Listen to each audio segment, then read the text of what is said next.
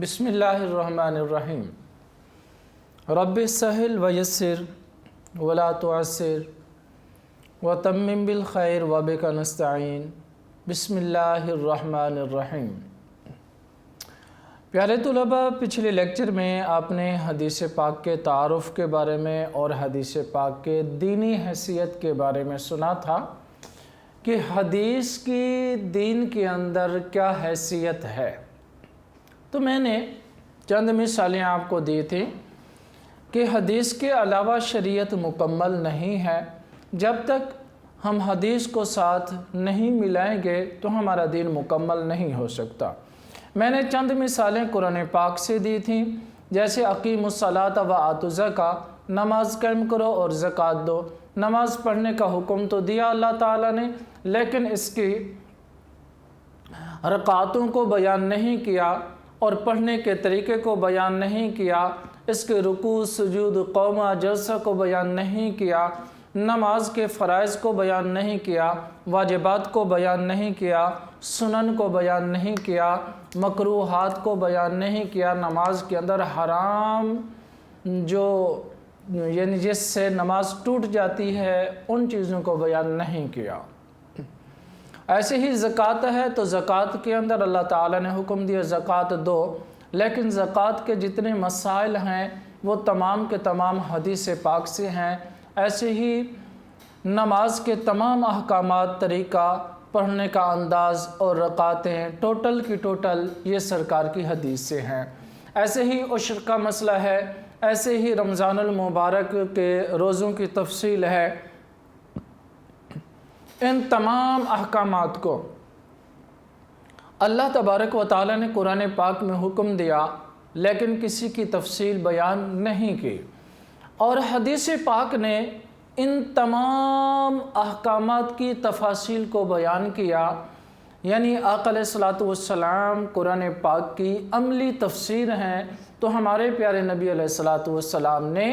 ان تمام احکامات پر عمل کر کے ہمیں دکھا دیا کہ نماز ایسے پڑھو اور اتنی رکعت پڑھو، اور زکوٰۃ کے حکم کو آپ نے تفصیلی طور پر وضاحت کے ساتھ بیان کر دیا، اور ایسے ہی روزے کے تمام احکامات کو بیان کر دیا، اور اس کے علاوہ جتنی چیزیں حرام تھیں ان کو بیان کر دیا، حلال چیزوں کو بیان کر دیا۔ تو اللہ تبارک و تعالیٰ نے ارشاد فرمایا وَمَا آتَاكُمُ الرَّسُولُ فَخُذُوهُ وَمَا نَهَاكُمْ عَنْهُ فَانْتَهُوا، جو کچھ میرا نبی دے وہ لے لو، اور جس کام سے منع کرے اس سے رک جاؤ۔ تو یہ تمام کے تمام احکامات ہمیں تب ہی سمجھ آئیں گے جب ہم حدیث پاک کو لازم مانیں گے۔ اگر ہم صرف قرآن پاک کو مانتے ہیں تو کوئی بھی حکم ہمیں سمجھ نہیں آئے گا۔ بعد کے اندر ایک جماعت ہے جس کا نام تھا مستشرقین۔ مستشرقین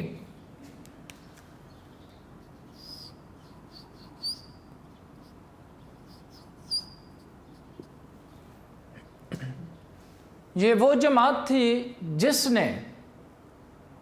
قرآن کے اوپر بھی اعتراض اٹھائے اور تدوین حدیث پر بھی اعتراض اٹھائے اور حفاظت حدیث پر بھی اعتراض اٹھائے۔ تو مستشرقین کا کہنا ہے کہ یہ احادیث مبارکہ تقریباً 250 سال بعد لکھی گئیں، تو لہٰذا وہ الفاظ نہیں ہیں، اور جو آقا علیہ الصلوۃ والسلام کا فرمان تھا وہ نہیں ہے، تو یہ بعد کے اندر بنائی گئی ہیں حدیثیں، تو لوگوں نے اپنی طرف سے بنائی ہیں۔ نہیں، ایسی بالکل قطعاً بات نہیں ہے۔ حدیث پاک کا ذخیرہ آقا علیہ الصلوۃ والسلام کے دور میں ہی لکھا جا چکا تھا، اور صحابہ کرام نبی علیہ الصلوۃ والسلام سے حدیث پاک سنتے تھے، اس کو دہراتے تھے، اور آپس میں بیٹھ کر اس کو دہرا کر یاد کیا کرتے تھے۔ اور ویسے تو اگر دیکھا جائے کہ مکہ والے، مدینہ والے، اہل عرب لوگ وہ تمام ذہنی طور پر ثقہ تھے۔ ثقہ کہتے ہیں حافظہ جن کا مضبوط ہو، اور وہ مضبوط حافظے کے مالک تھے، جو کچھ سنتے تھے ان کو یاد ہو جاتا تھا، اور جو کچھ لکھ لیتے تھے تو ان کو یاد ہو جاتا تھا۔ تو یہ لوگ پہلے بھی اپنی پرانے رواج کے مطابق، یعنی پہلے رواج کے اندر یہ ہوتا تھا کہ ان لوگوں کے جو شعراء ہوتے تھے وہ شعر و شاعری کو بیان کرتے تھے، اور یہ لوگ ان کو زبانی یاد کر لیا کرتے تھے۔ نمبر تو خطیبوں کے خطبے جو ہوتے تھے تو وہ خطباء اپنے خطبے دیتے تھے، تو یہ لوگ ان کو زبانی یاد کر لیا کرتے تھے۔ نمبر 3، قصیدے اور حکماء کے جو مقولے ہوتے تھے تو یہ لوگ ان قصیدوں کو اور حکماء کی حکمت بھری باتوں کو زبانی یاد کر لیا کرتے تھے، اور اپنے ذہنوں کے اندر ان کو محفوظ کر لیا کرتے تھے۔ اور یہ مستشرقین کا سوال کہ نبی علیہ السلام کے زمانے کے اندر حدیث پاک کو لکھا نہیں گیا، اس کو باقاعدہ کتابی صورت میں نہیں تیار کیا گیا، اور ان کو ایک جگہ پر جمع نہیں کیا گیا، نہیں، حفاظت حدیث پر صحابہ کرام نے بہت ہی محنت شاقہ سے کام لیا، اور ایک ایک حدیث چاہے جتنا بھی دور دراز ان کو جانا پڑا اور رات دن کا سفر کرنا پڑا، حتیٰ کہ مہینوں کی تعداد میں بھی سفر کرنا پڑا، تو صحابہ کرام نے حدیث پاک کو جمع کیا، اور صحابہ کرام نے حدیث پاک کو لکھا، اور لکھ کر آگے دوسرے لوگوں تک، تابعین تک پہنچایا۔ پہلی حدیث پاک میں اسی موضوع سے کوٹ کروں گا، جو حضرت سیدنا ابو ایوب انصاری، یہ آپ کو پتہ ہے کہ کتنے بڑے جید صحابی رسول ہیں کہ جن کو حضور علیہ السلام کی مہمان نوازی کا شرف نصیب ہوا مدینہ طیبہ میں، اور انہوں نے آقا علیہ السلام کو مدینہ طیبہ کے اندر سب سے پہلے اپنے گھر کے اندر مہمان نوازی کی، اور آقا علیہ السلام سب سے پہلے جو قدم میمونت مدینہ میں مہمان نوازی کا رکھا وہ حضرت ابو ایوب انصاری رضی اللہ تعالی عنہ کے گھر کے اندر رکھا۔ حضرت ابو ایوب انصاری رضی اللہ تعالی عنہ آپ ارشاد فرماتے ہیں کہ ایک حدیث پاک میں نے سنی تھی حضور علیہ السلام سے،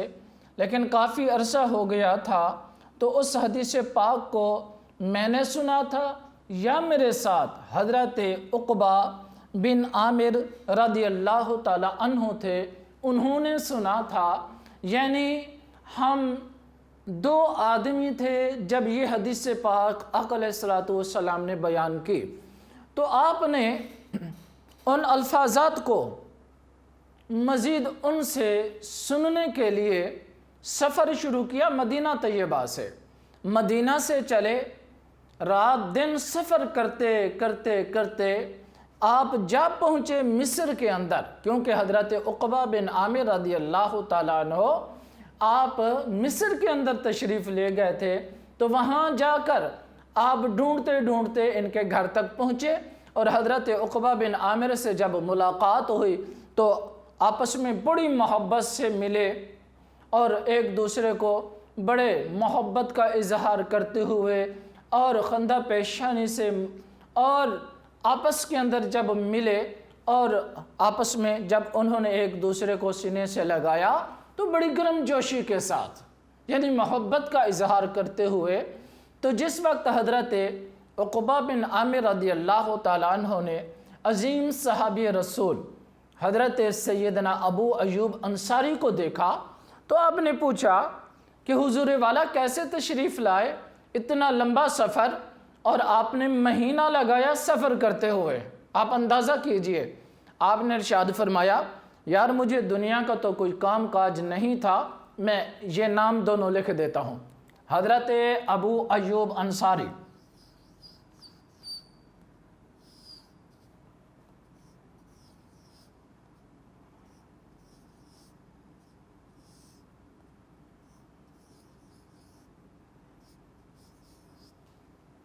جن کو ملنے کے لیے گئے تھے ان کا نام تھا عقبہ بن عامر۔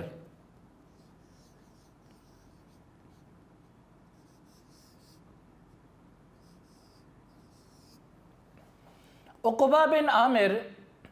یہ رہتے تھے مصر میں، اور یہ رہتے تھے مدینہ میں، حضور کے شہر میں۔ جب پورا مہینہ انہوں نے سفر کیا اور سفر کر کے مصر کے اندر پہنچے،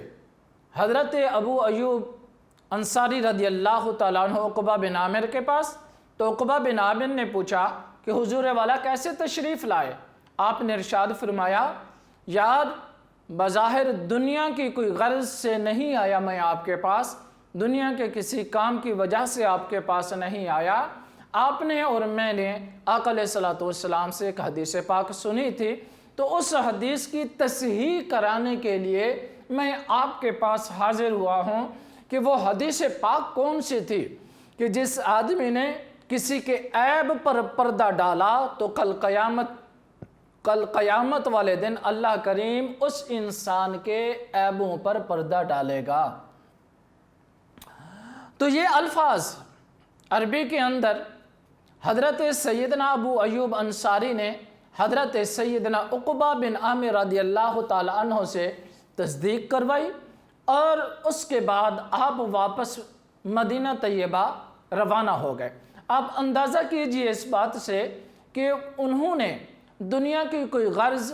کوئی کام، کوئی بزنس، کوئی معاملات کے لیے اتنا لمبا سفر نہیں کیا، بلکہ نبی علیہ الصلوۃ والسلام کی حدیث پاک کو وہاں سے تصحیح کروا کر لکھ کر آپ مدینہ طیبہ واپس تشریف لائے۔ اور اسی کے ساتھ ملتی جلتی ایک روایت اور بھی ہے جو حضرت جابر بن عبداللہ رضی اللہ تعالی عنہ حضرت عبداللہ بن انیس کے پاس یہ ملک شام میں گئے۔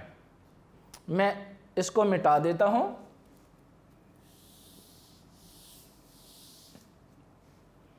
حضرت جابر بن عبداللہ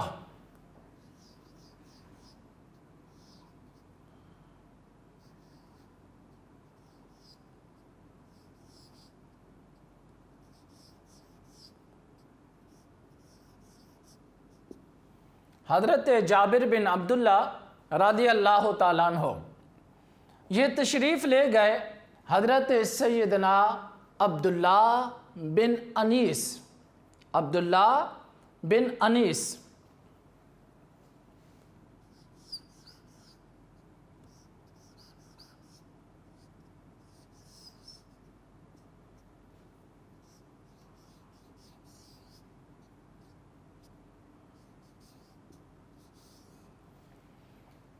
یہ شام کے اندر رہتے تھے۔ حضرت سیدنا جابر بن عبداللہ رضی اللہ تعالیٰ عنہ آپ تشریف لے گئے، اور ان کو بھی تقریباً 1 مہینے کا سفر، رات دن سفر کرتے کرتے آپ ملک شام کے اندر پہنچے۔ جیسے ہی حضرت سیدنا عبداللہ بن انیس کے پاس پہنچے تو انہوں نے آپ سے سوال کیا کہ حضور والا کیسے تشریف لائے، اور آپس میں ملے، بڑی محبت سے ملے، گرم جوشی سے ملے، اور ایک دوسرے کو سینے سے لگایا اور آپس میں بڑی محبت کا اظہار کیا۔ تو اس کے بعد حضرت سیدنا عبداللہ بن انیس نے حضرت جابر بن عبداللہ سے پوچھا کہ آپ کیسے تشریف لائے، کس کام کی وجہ سے، کس کام کے غرض کی وجہ سے آپ تشریف لائے؟ تو آپ نے ارشاد فرمایا، مجھے دنیا کے کسی کام کی کوئی غرض نہیں تھی، دنیا کا کوئی کام آپ سے نہیں تھا، مجھے کام صرف یہ تھا آپ سے کہ میں نے سنا ہے کہ آقا علیہ الصلوۃ والسلام کی ایک حدیث پاک آپ کے پاس موجود ہے، میں وہ حدیث پاک آپ سے لینے کے لیے آیا ہوں۔ آپ اندازہ کیجئے،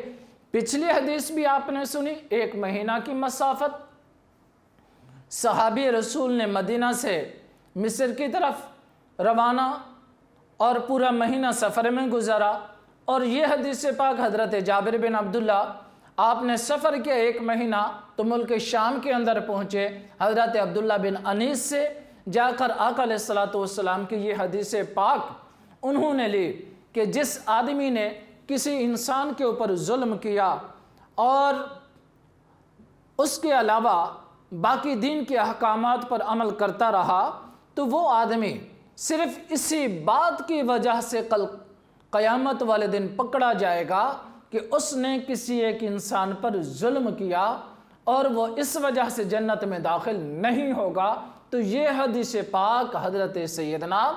عبداللہ بن انیس رضی اللہ تعالیٰ عنہ جو ملک شام کے اندر رہتے تھے ان کے پاس موجود تھی، تو انہوں نے حضرت سیدنا جابر بن عبداللہ رضی اللہ تعالیٰ عنہ کو یہ حدیث پاک پیش کی۔ اب اندازہ کیجئے اس بات سے کہ صحابہ کرام کے اندر حدیث پاک کو جمع کرنے کا، حدیث پاک کی حفاظت کرنے کا کتنا شوق تھا کہ انہوں نے اپنی زندگی کے زیادہ وقت کو حضور علیہ الصلوۃ والسلام کی حدیث پاک جمع کرنے میں، ڈھونڈنے میں، یاد کرنے میں، پڑھنے میں زیادہ وقت صرف کیا۔ حضرت سیدنا ابی ہریرہ رضی اللہ تعالی عنہ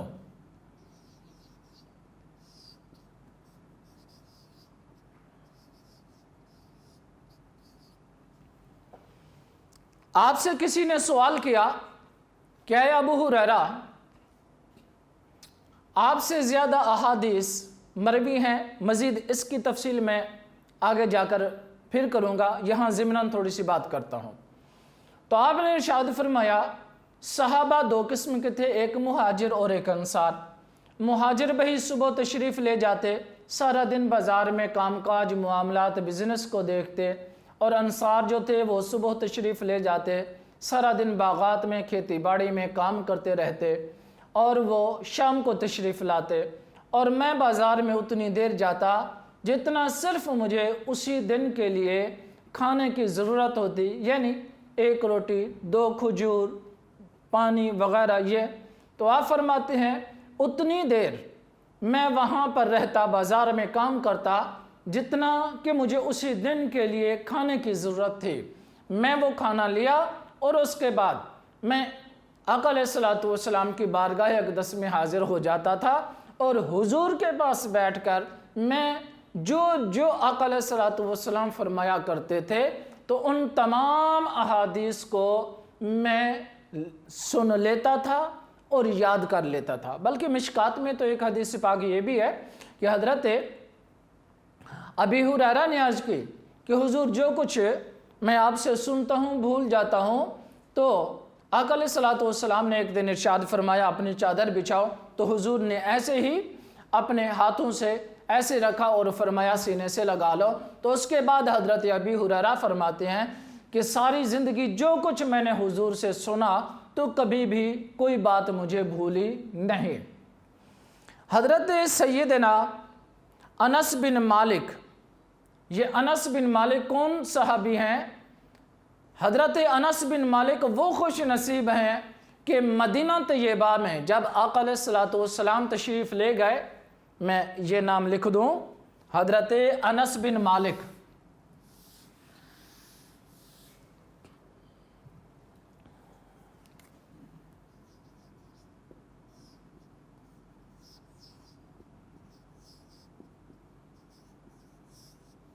انس بن مالک رضی اللہ تعالیٰ عنہ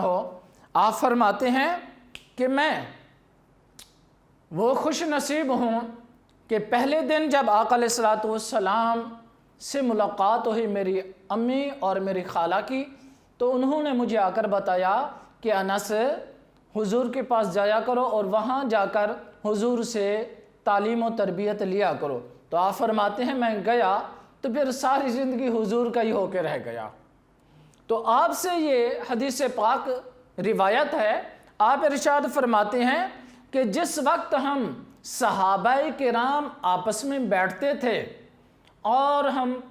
دنیا کی گفتگو نہیں کرتے تھے، دنیا کے کام کاج کی باتیں نہیں کرتے تھے، تو ہم آپس کے اندر نبی علیہ الصلوۃ والسلام کی احادیث مبارکہ کو ایک دوسرے سے سنا کرتے تھے اور دہرایا کرتے تھے، دور کیا کرتے تھے، اور ایک دوسرے سے ڈسکس کیا کرتے تھے، ایک دوسرے کو سناتا، دوسرا تیسرے کو سناتا، تیسرا چوتھے کو، حتیٰ کہ تقریباً آپ فرماتے ہیں کہ ہم 60 کی جماعت ہوتے تھے۔ وہ جماعت کتنی ہوتی تھی؟ جی بھائی 60 کی جماعت ہوتی تھی۔ آپ اندازہ کیجئے صحابہ کرام، یہ پچھلے دنوں میں نے ایک بات قاسم علی شاہ صاحب سے سنی، تو وہ اشفاق صاحب کے بارے میں بتا رہے تھے کہ اشفاق صاحب سے کسی نے سوال کیا کہ موجودہ دور میں لوگ ایک دوسرے کی غیبت زیادہ کیوں کر رہے ہیں؟ تو اشفاق صاحب نے ایک بہترین جواب دیا کہ فرمانے لگے کہ یار لوگوں کے پاس آپس میں بیٹھ کر باتیں کرنے کا اور کوئی موضوع نہیں ہے۔ اور مجھے واقعی یہ بات بہت پیاری لگی، اچھی لگی اشفاق صاحب کی، کہ اس وقت جو زمانہ تھا صحابہ کرام ایک دوسرے کو مل کر حضور کی حدیثیں سنایا کرتے تھے اور آپس میں بیٹھ کر حدیثوں پہ ڈسکس کیا کرتے تھے اور ایک دوسرے سے بات چیت کرتے تھے تو حدیث کے بارے میں کیا کرتے تھے، اور ان کا ملنا، اٹھنا، بیٹھنا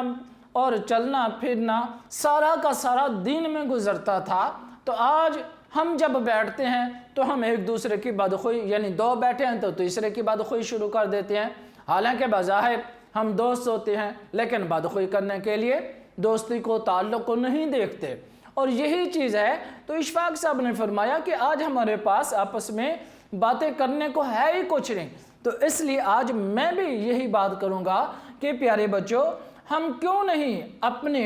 گھر کے اندر جب بہن بھائیوں کے ساتھ بیٹھتے ہیں تو کم از کم ایک حدیث پاک ڈیلی ایک بہن بھائی آپس میں ایک دوسرے کو سنانا شروع کر دیں، تو دیکھیں بھی ہفتے کے اندر آپ کے پاس 8 حدیثیں جمع ہو جائیں گی،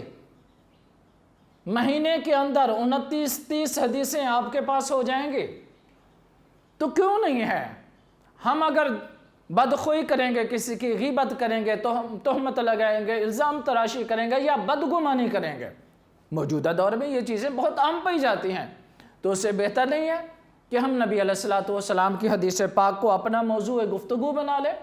اور سرکار کی حدیث سنیں اور کتاب سے پڑھیں اور وہی اپنے گھر والوں کو سنائیں، اور گھر والے بھی ایسے ہی ایک بہترین تربیت اور بہترین ایک دوسرے کو بات کرنے کا انداز، طریقہ، سلیقہ مل جائے گا۔ ایک ایک ٹاپک پر ایک ایک حدیث ہر آدمی ہر ایک دن جو ہے وہ منتخب کر لے تو میرے خیال میں نالج بھی بہت زیادہ ہو جائے گا، اور بالخصوص اس کے اوپر اللہ تبارک و تعالیٰ کے محبوب کے جو حدیث پاک کا خزانہ ہے وہ بھی ہمیں نصیب ہو جائے گا۔ اور تیسری بات کہ ہم ایک دوسرے کی بدخوئی کرنے سے بھی بچ جائیں گے، بدگمانی سے بھی بچ جائیں گے، تہمت سے بھی بچ جائیں گے، الزام تراشی سے بھی بچ جائیں گے۔ حدیث نمبر 2، حضرت سیدنا ابو سعید خدری رضی اللہ تعالیٰ عنہ، میں ان کا بھی نام لکھ دیتا ہوں۔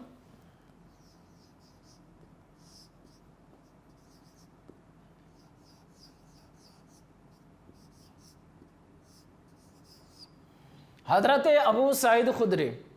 یہ بہت ہی مشہور و معروف صحابی ہیں اور جید صحابہ میں ان کا شمار ہوتا ہے۔ تو حضرت سیدنا ابو سعید خدری رضی اللہ تعالیٰ عنہ فرماتے ہیں کہ ہم کہیں بھی بیٹھتے تو ہمارے گفتگو کا جو موضوع ہوتا وہ قرآن ہوتا اور حدیث ہوتی، یعنی یا تو ہم بیٹھ کر آپس میں قرآن پاک کی آیات ایک دوسرے کو سنایا کرتے تھے، یا نبی علیہ السلام کے فرامین ہم ایک دوسرے کو سنایا کرتے تھے، تو آپس کے اندر ایک دوسرے کو حدیثیں یاد کرایا کرتے تھے، اور جن تک حدیث پاک نہیں پہنچی اور وہ ہم سے سن کر آگے یاد کر لیا کرتا تھا، یہ صحابہ کا طریقہ کار تھا۔ حدیث نمبر 3، حضرت سیدنا عبداللہ بن عباس رضی اللہ تعالی عنہ، حضرت عبداللہ بن عباس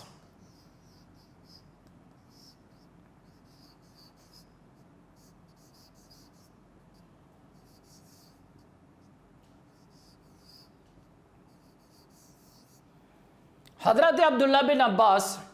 یہ پتہ ہے کون ہے؟ یہ وہ خوش نصیب ہیں جن کے لیے حضور علیہ السلام نے دعا کی، اللہم فقہہ فی الدین، کہ میرے اللہ حضرت عبداللہ بن عباس کو دین کا فقیہ بنا۔ آئیے ذرا دیکھتے ہیں کہ یہ اپنی زندگی انہوں نے کیسے بسر کی۔ حضرت سیدنا عبداللہ بن عباس، اس کو حضور سے خاص نسبت ہے کہ حضور کے چچا حضرت عباس کے یہ بیٹے ہیں، اور زیادہ یہ حضور علیہ السلام کے پاس رہتے تھے اور سفر میں بھی حضور کے پاس ہوتے تھے، اور آقا علیہ السلام اس صحابی رسول کو پڑھایا کرتے تھے اور علم دیا کرتے تھے۔ حضرت سیدنا عبداللہ بن عباس رضی اللہ تعالیٰ عنہ فرماتے ہیں جب ہم آپس میں بیٹھتے تو ہماری گفتگو کا جو موضوع ہوتا، مرکز و محور ہوتا، وہ نبی کی حدیث ہوتی۔ یعنی ہم مدینہ کے لوگ جب دوسرے لوگوں کو ملتے، یا مدینہ مسجد نبوی میں جو صحابہ نہیں ہوتے تھے جب وہ آتے ہم ان سے ملتے، تو آپ فرماتے ہیں ہم بیٹھ کر نبی علیہ السلام کی احادیث مبارکہ کو دوسروں تک پہنچایا کرتے تھے اور سنایا کرتے تھے، یاد کیا کرتے تھے، دوسروں کو یاد کرایا کرتے تھے۔ تو یہ طریقہ کار تھا صحابہ کرام کا آقا علیہ السلام کی حدیث پاک کو یاد کرنے کا، یعنی اپنی محفلوں کو وہ سجایا کرتے تھے حضور کی حدیث سے۔ اور آج ہم ذرا دیکھیں ہماری محفلیں سوائے بدخوئی کے، بد کلامی کے یا فضول باتوں کے، میرے خیال میں کوئی اچھی بات کم ہی ملتی ہے۔ زیادہ تر فضولیات میں گفتگو کر کے ہم ٹائم کو برباد کر دیتے ہیں۔ لیکن یاد رہے، یہاں ضمناً ایک بات کرتا چلو، جنت کے اندر جنتی جب جائیں گے تو ان کو ایک افسوس ہوگا۔ جنت میں افسوس؟ جی، اس بات پر افسوس ہوگا کوئی لمحہ ان کا دنیا پر جو غفلت میں گزر گیا، وہ اس بات پر وہ غمگین ہوں گے، دکھی ہوں گے کہ کاش وہ لمحہ بھی ہمارا اللہ کی ذکر، اللہ کی یاد اور نبی علیہ السلام کی حدیث میں گزار دیتے۔ اگلی حدیث پاک حضرت سیدنا فاروق اعظم رضی اللہ تعالیٰ عنہ، یہ بہت لمبی حدیث پاک ہے لیکن میں اس میں سے چند چیزیں بیان کرتا ہوں۔ حضرت سیدنا فاروق اعظم رضی اللہ تعالیٰ عنہ، آپ جب بھی کسی کو گورنر بناتے، کوئی عہدہ دیتے، تو ان کو آپ حدیث پاک کا ذخیرہ آپ دیتے اور فرماتے کہ جاؤ اسی کے مطابق جا کر عمل کرو اور لوگوں کو عمل کراؤ۔ بلکہ آپ نے جس وقت کوفہ کے اندر حضرت سیدنا عبداللہ بن مسعود رضی اللہ تعالیٰ عنہ کو آپ نے بھیجا، تو آپ نے ارشاد فرمایا کہ اے عبداللہ بن مسعود، لوگوں کو جا کر قرآن اور حدیث پڑھائیں۔ صاف ظاہر ہے ان کے پاس لکھا ہوا بھی موجود تھا اور ان کو ذہن میں حافظہ کے طور پر بھی یاد تھا، تو اس لیے انہوں نے لوگوں کو جا کر ساری زندگی قرآن بھی پڑھایا اور نبی کی حدیث بھی پڑھائی۔ یہ نہیں ہے کہ ان لوگوں نے قرآن اور حدیث کو مکس کر دیا ہو، نہیں، یاد رہے کہ قرآن پاک آقا علیہ السلام ان کو علیحدہ طور پر لکھوا دیتے تھے اور حدیث پاک ان کو علیحدہ طور پر لکھوا دیا کرتے تھے، اور یہ فرق حضور کے زمانے سے ہی ہو گیا تھا۔ یہ نہیں ہے کہ حدیث کا اور قرآن کا آپس کے اندر اشتباہ ہو گیا ہو اور دونوں آپس میں مل گئے ہوں، اب فرق کا پتہ نہیں چلا، نہیں، بلکہ فاروق اعظم رضی اللہ تعالیٰ عنہ جب بھی کسی کو گورنر بناتے، کسی علاقے کا عہدہ دیتے، تو آپ ان کو حدیث پر، قرآن پر یہ زور دیتے، اور بلکہ باقاعدہ ان کو احادیث مبارکہ لکھی ہوئی ملتی، اور وہ جا کر ان علاقوں میں، جیسے کہ زکوٰۃ کے مسائل ہیں، جیسے کہ دیت کے مسائل ہیں، اور جیسے کہ عشر کے مسائل ہیں تو ان تمام کے تمام مسائل کو نبی علیہ الصلوۃ والسلام کی احادیث کے ذخیرے کو جمع کر کے وہ مسائل ان کو دیے جاتے اور وہ لوگ جا کر تاکہ یہ احادیث مبارکہ کا ذخیرہ دوسرے لوگوں تک پہنچائیں اور دوسرے لوگوں کو یہ حدیث پاک دیں اور وہ لوگ نبی علیہ الصلوۃ والسلام کی حدیث کو سنیں، یاد کریں اور یاد کر کے آگے دوسرے لوگوں تک پہنچائیں۔ تو یہ طریقہ کار رہا صحابہ کرام کا، اور یہی طریقہ کار رہا آقا علیہ الصلوۃ والسلام کی ذات اقدس کا، یعنی خود آقا علیہ الصلوۃ والسلام بھی حدیث پاک لکھوا دیا کرتے تھے۔ تو انشاءاللہ میں اس بات کو اگلے لیکچر میں ایڈ کروں گا۔ ملتے ہیں انشاءاللہ اگلے لیکچر میں۔